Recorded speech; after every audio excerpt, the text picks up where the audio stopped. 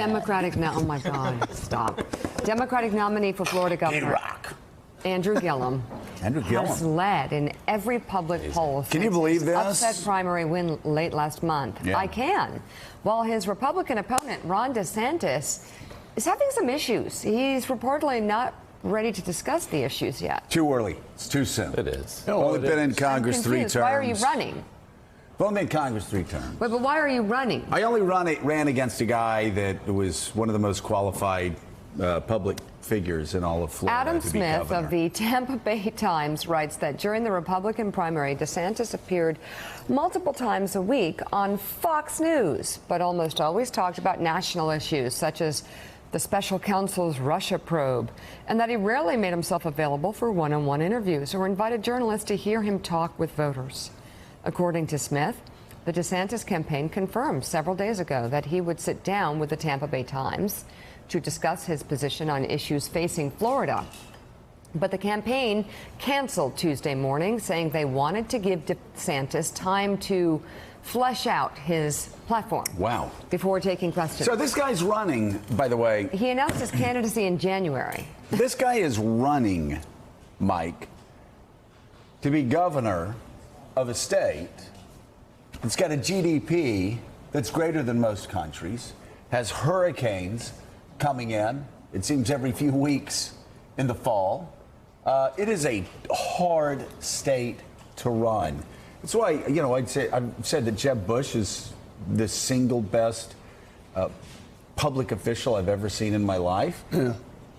It's because Jeb going in knew more than everybody else in the entire. He was steeped in knowledge about the state of Florida, steeped in knowledge about how you save people during a hurricane. Wasn't running around, talking about nursery rhymes or stories with his kids in that commercial, yeah. Which is such a joke. What were the Republicans in that state? Have they not been through as many hurricanes as I've been through in Florida to pick a guy who basically ran a joke of a campaign and doesn't know what the hell he's doing right now? Well, given the fact that you're a young man, probably they've been through more hurricanes. I am a young man. But, my question is, not having followed Mr. DeSantis' career as much as I ought to have, I guess, I have a couple of questions. Is he a recent arrival in Florida? Did he move there like so many people for tax purposes? No, he's been there for a while.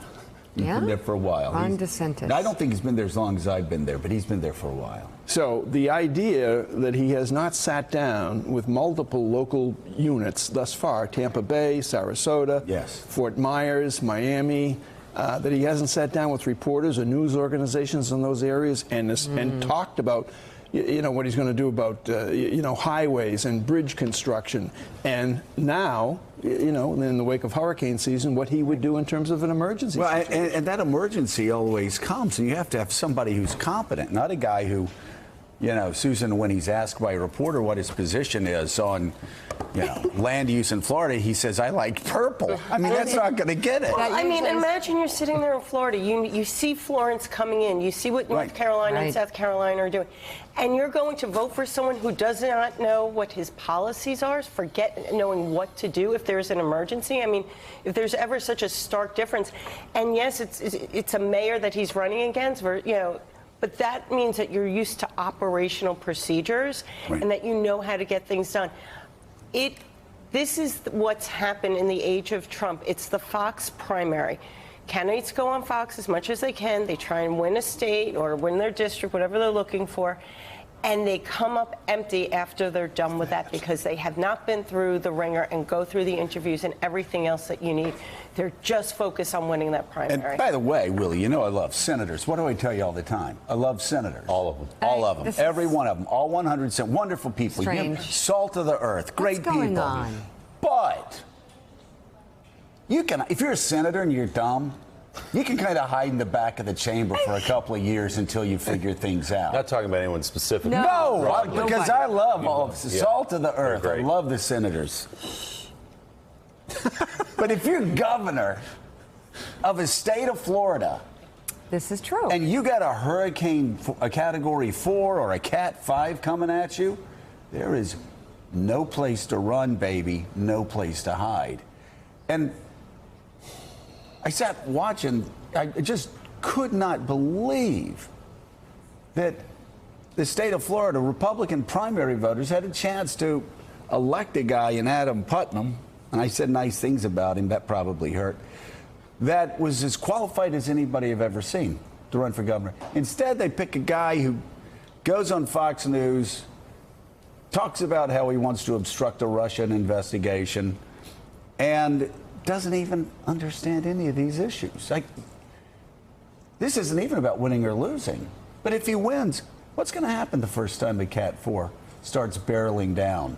He's going to take some time off to flesh out the issues. Gets sucked into the Gulf and starts moving towards Pensacola, not good. Here's a headline from the Tampa Bay Times a couple days ago. Ron DeSantis still keeping his distance from Florida issues. That's a hell of a headline. He doesn't want to talk about the issues in Florida. But Florida has an interesting choice here because Andrew Gillum has put out proposals that are, I would say, not far left, but pretty darn progressive. Medicare for all. He's on board with abolishing ICE, $15 minimum wage. And then on the other hand, you have Ron DeSantis, whose primary strategy appears to be hugging Donald Trump tight. He's asked on the campaign trail but it is a problem because reporters are enemies of the people. He said he's had some sympathy for that point of view. He wants everyone to know that I will be lockstep with Donald Trump, and that is the strategy. That is, and it's one of the few states that Donald Trump is still pretty popular in, all things being equal. Yeah. But you also have with Gillum one other fundamental problem I think he's going to face is he admits he has to raise taxes. And that's not going to play well in Florida because you could go through everything else, but raising taxes in Florida is a big issue. So Joe, what do you think the consensus would be in terms of Jeb Bush? If, as a lot of people suspect, DeSantis' campaign really gets ugly, what does Jeb Bush do? Does he endorse him? No. Boy, I don't think so. No. I'm not sure. I'm kind of. He knows who he is. Kind of surprised that George W. is going out campaigning for Republicans. I mean, I understand fundraising. He's fundraising for Republicans because every Republican you send to Washington, D.C., you send somebody to vote against an investigation that I'm sure George W. thinks should be investigated. But boy, I would find it hard to believe that Jeb Bush would ever endorse Ron DeSantis. Adam Putnam in a second. Because the guy actually would know what he's doing. Yeah. But this guy just, again, this guy doesn't understand the issues. He's having to take time out to figure out exactly what he believes.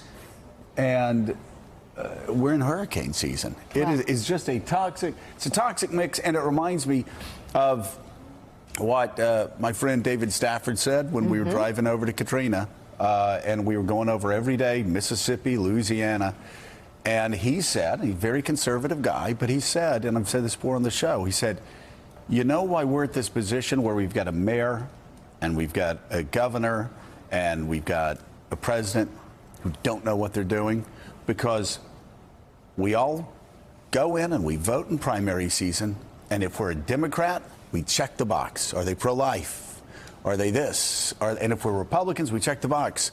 Or pro-choice. Are we pro-life? And they go down, they check all the ideological boxes, but the one box that is left out in this ideological era is leadership. And they don't look at leadership. Who can actually get us through a Hurricane Katrina? And so we get what we deserve. Well, still ahead on Morning Joe.